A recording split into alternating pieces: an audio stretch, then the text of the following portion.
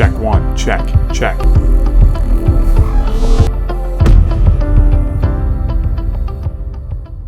Welcome back to episode 2 of the Grief series.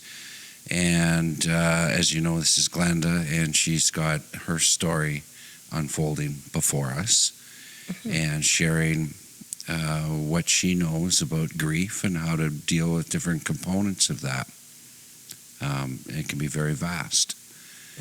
And I'm going to take you back to 2016 when the roller coaster ride first started for you with grief. And that would be your dad.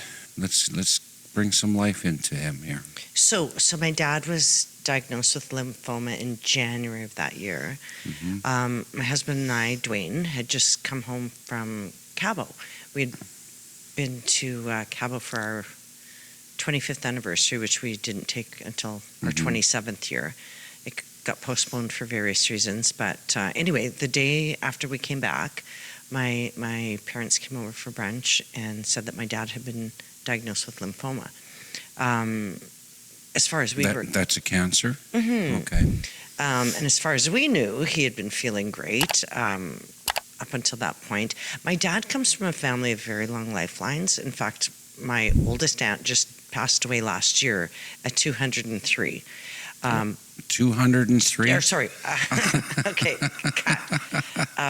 My dad's oldest sister had just passed away last year at 103. Okay. So there's very long lifelines in his family, and we always expected that my dad would live well into his 80s or 90s. Right. So it really caught us off guard. And then it was just a roller coaster ride for the next few months. Right. He had some surgery and was scheduled to have chemo. And when he was discharged from the hospital, Dwayne suggested he come and recuperate at our house while he was waiting to have the chemo start. Right. So you guys could help facilitate some help care. him out, right? Yeah. And they lived in a house with a lot of stairs, and we have a Right. bungalow, so it was just easier for him to get in and out. But he got all on his own, right? He wasn't like... No, and he was very cognitive, very bright, still adding in his head, and just very up on the news and very cognitive. Yeah. And so, like most fathers, and everybody has a dad, right? Mom and dad. You were quite close to him. I'm just going to go out and say that. And you were very close to him. I was, yeah, I was super close to him. And he as well had a bit of a troubling marriage, right? You saw some of that stuff too, right? Had which? A troubling marriage, a little bit in the sense of how many years were they married? 56. 56 years. So you kind of fall into a routine, I would think, right? Oh yeah, he was definitely not the boss in the house. That's so when I say troubling marriage, that's what I mean. Yeah, you become complacent, right? You become... He adored my mother, and he did absolutely everything for her, bought her flowers, and she was just the queen. Yeah. Definitely. She was. And but that aggravated you at some levels too, right? A little bit. Sometimes. Him and I used to love have a play date, like run out to the casino for lunch. And, right. We had a lot of fun together. And he loved to paint. Yes, he did. He did love to paint houses. He used to paint. He painted baby rooms for us, family rooms. Yeah. He'd go to Alberta and paint for my sister and her husband. And, he did. He loved to hang out and paint. And he liked to eat his bologna sandwich. In fact, I made him a birthday lunch. It was actually his last birthday lunch, his 79th birthday. I said, come on over for lunch. What do you want? He goes, I want a bologna sandwich. He said, don't tell Mom. She forced him to eat a lot of broccoli and veggies and stuff that he didn't love. So, he had a bologna sandwich at our house. So don't tell us. You guys had a little side thing. Oh, always. Right. As a child, he was the go-to parent when you needed $5, and he'd slip $5 to me. Don't tell your mother. Yeah. Right. Yeah. He was. So that's what I meant when I said a troubling marriage. It was Because there's a parent that, the fun parent, and then the parent that pulls it all together, right? Absolutely. Yeah. You've got the disciplinarian and the one that it's just free for all. What do you want? Let's have donuts for supper. Mom's not home. That sounds familiar. Yeah, it does. Doesn't it? Yeah. Happened a lot at my house too when I was raising my kids. Yeah. Yeah, so Dave, I mean, you've told me lots of stories about Dave. I feel like I know him. I never did get to meet him, but he loved his broccoli? No. So what's the story behind that? No, my mother was very health conscious. Yeah. Loved to cook healthy foods and stuff. And he liked KFC and Burger King and McDonald's and all that kind of stuff. And yeah. He liked his treats, loved baking. So when the parents would come over here for dinner, how did there's a broccoli story there? I know there is. So he would phone ahead. He would always phone ahead. What are you serving for dinner? And I tell him. And he would like Shirley wouldn't know about it? No, that was our secret. And he goes, if you're serving broccoli, I'm not eating any. And so if I did serve broccoli, I would always sit in between my parents. So when the plates are being passed around, the serving dishes, he didn't have to eat any. And I'd have his back. She'd go, Dave, I didn't see any broccoli on your plate. And you would lie for him, right? Oh, yeah, absolutely. Right. Of course I would. I lie for those people that are in my inner core. Right. So, I mean, those relationships they're golden, right? Like they're just, you can't replace them. No, you can't. Nor would you want to. You know, and it's important to keep those stories very well alive. You know what I mean? And those are stories that I want to share with my grandkids. Yeah. Because they never got a chance to meet them. Right. And so you guys moved him in, basically, and started to care for him. The unfortunate thing is the cancer was obviously worse than what we were told. Right. He moved in on a Saturday. We made a nice dinner for him, had a great dinner. The next morning, my mom was starting to have some health issues, so I phoned my sister in Calgary, and I said, I need help. They're both derailing right now, and I can't do this by myself. And there's just the two. There's just the two of us, You and your sister. My sister's 2 years older than me. Right. And so got on the phone. Her husband booked her a flight while she packed a suitcase, and she was at our house in 5 hours. And back the story up a little bit. Sorry, that you moved him in on a Saturday, and then your mom's health started to fail on Sunday. And then because we missed a piece there. And then I phoned my sister. Yeah. I said I can't do this myself. Oh, okay. And her husband had her on the next flight. As far as looking after both parents. Right. Yeah. Right.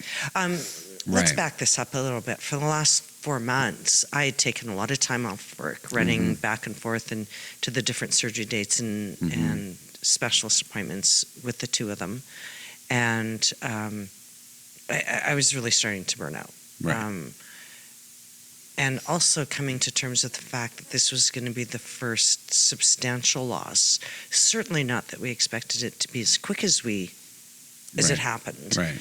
But you were starting to prepare? I was starting to prepare a little bit, but I'm not sure that you can ever really be prepared. Right. So my sister was on the next flight at, I think we picked her up at 2:30, and we had supper with them, put him to bed. I'd missed most of the previous week of work. Right. Monday morning, I talked to him in the spare room, and I said, hey, I'm heading to work for a bit, Dad. I'll see you for supper. If I could take that back, that's the one regret I have, is that I went to work that day. Because he passed away at noon. In the house here. Yeah. Yeah, with my sister, my mom, my husband, and my son were with them. Right. And you don't ever get that time back. No, you So don't. apparently it was rapid pneumonia. That's what got him. Okay.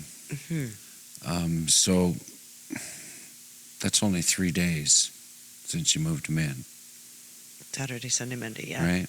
Mhm. 2.5 days, really.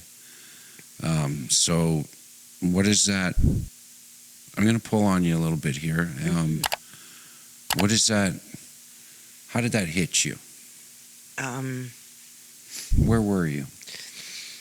My husband actually called me at work and said, "You need to come home. Dave's not doing well." And I said, work was 5 blocks away from the hospital. I said, "Call 911, get him shipped to the hospital." Hmm.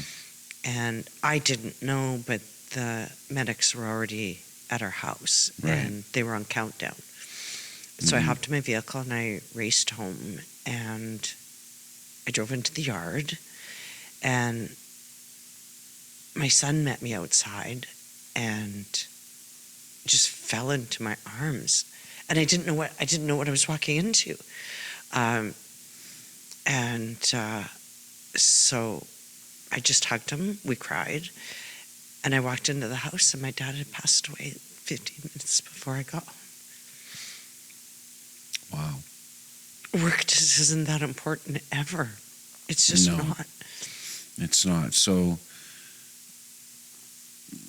clearly you were shocked by what you... I was shocked. I walked in. Mhm. I walked in the front door, and I just dropped. I just fell on the ground by the door, Mhm. and yeah, my legs just collapsed underneath me because it's clearly not what I was expecting. Right. We had this vision of chemo and having a treatment plan, and he was supposed to get better, Hmm. and it didn't happen. Right. And so Aaron was in the house. Hmm. Dwayne, My sister and my mom. your sister, and Shirley. Hmm. How were they? What was their state of mind? You know what? I can't even tell you that because I just felt like I wasn't even in the room. My head was swirling, and Hmm. I have time blocks where Right. I don't know. We go into self-preservation mode. I think in so. a sense. I think so. Shock, right? Shock, yeah. And so pretty traumatizing for everyone Mhm. in the room, never mind the people that weren't even here that knew him. So natural progression of that is you got to start planning then you got to look after mom, you got to start planning the funeral, the services, and things like that, right? And somebody has to take care of all that. And something tells me that was you. My sister and I. Right. My mom was in no shape because she was in shock. Right. Yeah, my sister and I. Mhm. Mom helped as much as she could, but Right. yeah, we pulled that off. So the paramedics would have wrapped things up there in the home and carted them off. Obviously, Yeah. took them, and you're just left there, the family, just to grieve. And your daughter wasn't there, right? She came later. She was at work. She was at work. Yeah, and she came a little bit later. Yeah. and that. And then you have to start making the phone calls, and those Yeah. are never easy to do. No, but how was the core of the family? Like the Broken. right? Because just shocking, right? And I know my husband and my sister were trying to convince the paramedics to do other things and whatnot. And my husband was a very problem solver and felt completely, what's the word I'm looking for? Helpless. Completely helpless. Couldn't fix the problem. Couldn't fix the problem. Yeah. So he held my dad's hand while he had his last few breaths. And that impacted Dwayne in a severe way. Dwayne was very, very close to my dad. They had a lot in common. Loved to barbecue together and have a few cocktails and stuff like that. And it was Dwayne's first impactful loss as well. I mean, we've lost grandparents. Right. You expect that. They're old. Right. Um, Yeah. But it really impacted him. Mm-hmm. Yeah. And Aaron as well. And my Aaron dad. was really close to him, Aaron right? and my dad were extremely close. Yeah. Extremely close. What was their life like? Aaron's life like with your dad? Was he, I mean, everybody has a favorite child, right? I mean, we like to say we don't, but some people gravitate to other people because you got something in common, you know. They Maybe you don't like playing Barbies, right? Yeah, they had a really. Aaron was a very inquisitive child, shall we say? Yeah. And because we had the opportunity to live in the same city as my parents, my parents babysat a lot when Aaron was in preschool, or if Aaron was sick, they'd come over and look after him. My mother-in-law had a daycare, so she looked after both of our kids until they were in preschool or school age, and then we had to juggle the daycare duties and whatnot. And my dad really liked to hang out with Aaron, but Aaron really challenged him. In what way? Taking bolts out of pipes, or if you left him alone for too long, He's going to take something apart. he's going to take something apart. Right. Because if it was meant to be put together, it can be taken apart. Right. And they had a lot of fun. They had a lot of fun together. And right up until my dad passed, Aaron would be painting cars or ripping a motor out or whatever, and my dad would be so intrigued watching him. Yeah. And go, how did that kid learn how to do it? And I said, well, the apple didn't fall far from the tree. He got that from his dad. And I remember seeing photos of Aaron and Dave in the paint booth. And it's a beautiful picture. Yeah. So you can really see, from somebody that never knew either one of them, you can see the bond in those photos. And it's important to talk about that stuff, right? Because that's how you keep the memory alive, right? Yeah, exactly. That's exactly right. Yeah. And do you have any just wild stories about your dad? Anything just, maybe something crazy he did with your mom, or? You know, he had lots of Davisms. Davisms? Yeah. Okay. What is that? There's just different things. Sayings that he used to say? Yeah, different sayings. Like he'd go, good job, Dave. Whenever he did something that made my mom happy, he'd go, good job, Dave. I did something right this time. He would pat himself on the back. Yeah. Yeah. I remember hearing about that. Yeah. He was just kind of never the center of attention, kind of a little bit introverted, had a quiet sense of humor. On his 60th birthday, we planned a birthday party for him. We still lived in the city, and we had, 25 friends and family over. But so my sister came with her whole family, and we told them that we were going to go out for pizza because all the kids were little. We couldn't go out for a nice dinner. He seemed a little bit pissed off about this. Like, how many kids are we talking here? There was 5 kids. 5 kids? Yeah, and we're not going to go to a nice dinner. I don't care that it's your 60th. There's nothing nice So we about said that. we were going to take him out for pizza. Yeah. But while we were out for dinner, we had my uncle at our house letting all their friends in, and they had a friend that had a keyboard. Uncle, Dad? Uncle Arnie. Dad's side, Mom's side? Dad's side. Dad's side, okay. And one of their friends had a fiddle, and the other one had a keyboard, and they brought it. They cleared all the furniture out of the kitchen. And when we came home with my dad and he walked in and saw what was going on, he turned bright red. He went around and said, thank you to everybody for coming. He just got into kind of shy mode, but we had the best time. It was so much fun. We had appies and drinks. Yeah. And he had fun? He had a blast. Yeah. And he had no idea that the surprise parties are really hard to pull off. And he had the best time. Yeah, he did. Yeah. He lived a full life, would you say? He did, but it just never seems long enough. Right. And considering the long lifelines in his family, we just expected that we would have him longer. Yeah. And how did he cope with the news that he had cancer? Was he okay with that? That scare him? It did. He just didn't want to leave us. And he Yeah. wanted to make sure we were Yeah. okay. And it was really a hard thing going through his will, and certain pieces of jewelry that he wanted to make sure.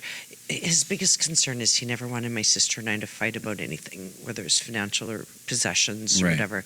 He just wanted to make sure that we were always really close and tight and on the same page, which we were, and we have been right from the get-go. Yeah. But I think once he got his affairs lined up and made sure that her and I were okay, and he knew we'd look after Mom, and that we had that conversation in February, because he was very organized, super organized, planned down to the last 5 cents. And if there was 5 cents left, cut it in half and split it. Is that right? Oh, that's how he was. It was crazy. You yeah. never got a little preferential treatment from him over the Oh, years? well, I did when I was younger. Yeah, for sure. What about in your adult life? Well, yeah, I did too. Well, because you were here. I was here. Yeah. Is that what we're going with? Yeah, I was here. Yeah. He spoiled me. I'm not going to lie, he did. He spoiled me. Yeah. Mhm. Sounds like a pretty special guy. Yeah. Yeah. Ah. Here's Yes. to Dave. Yeah, here's to Dave. Good job, Dave. Good job, Dave. Good job, Dave. We- Yeah. Oh, you know, I broke the rule. So he left a mark on everybody's life. Yeah, he did. Mhm. One thing he used to say to me, probably my late teens, make sure you can always take care of yourself, because nobody's going to take care of you if you can't take care of yourself first. Wow. Mm-hmm.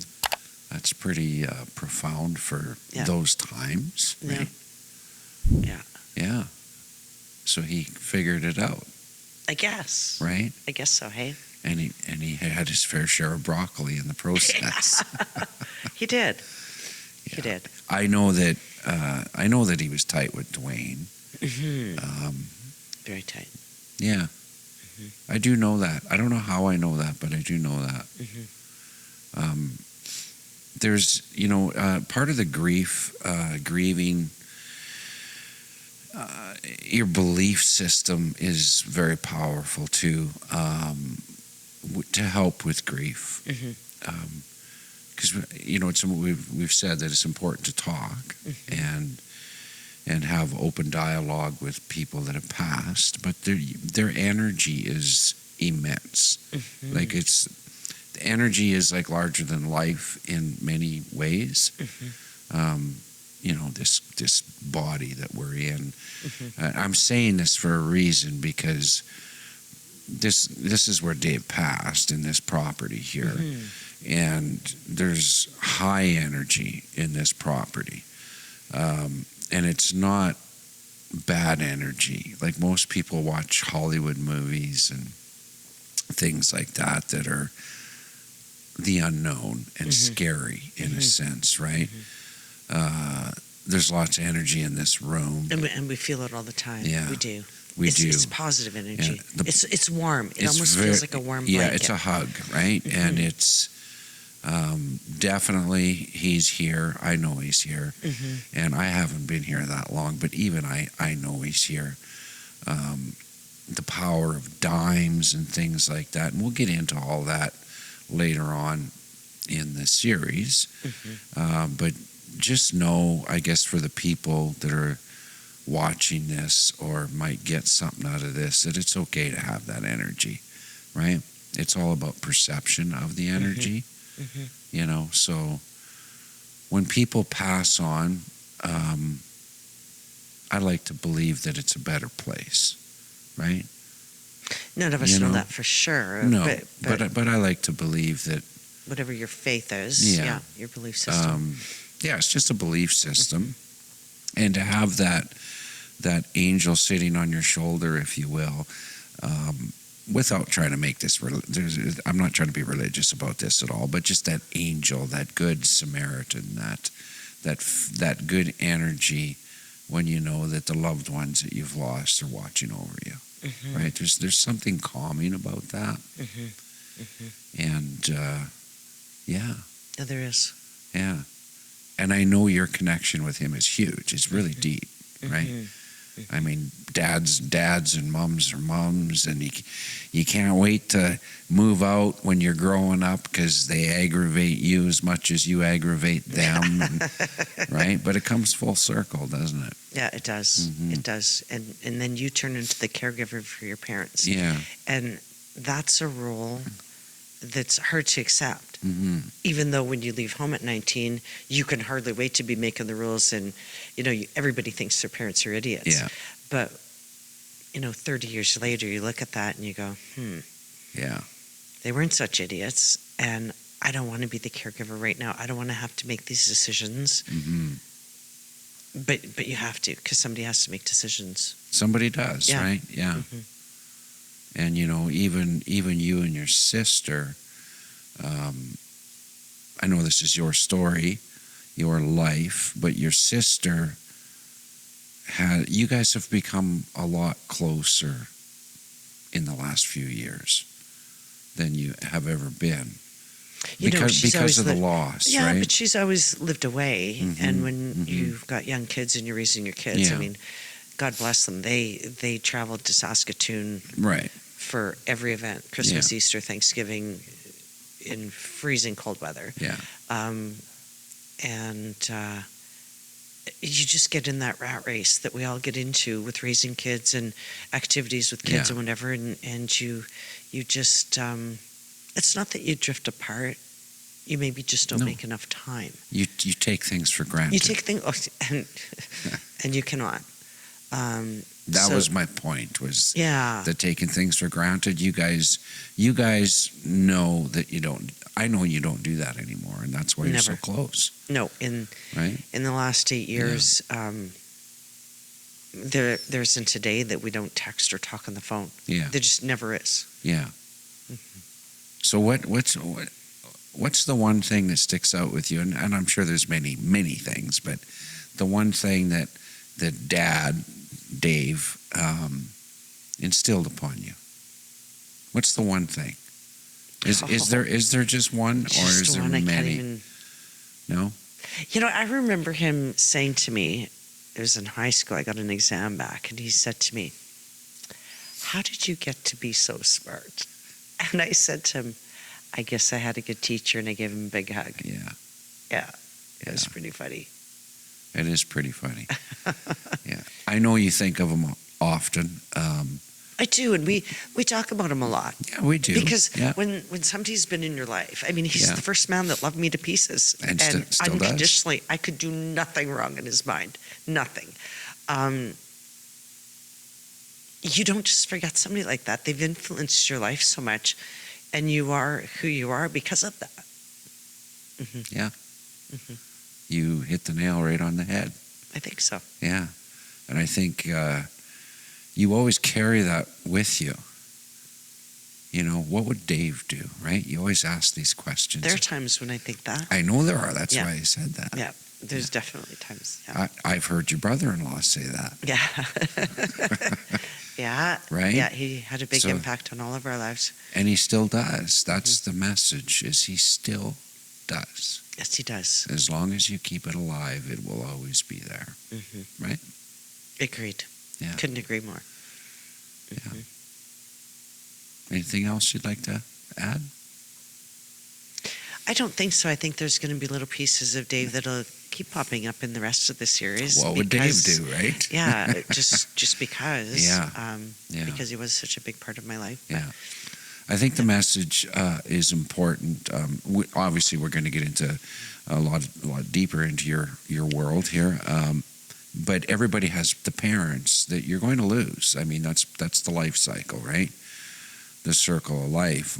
But just because they're your parents and they're moving on in age doesn't mean you don't miss them.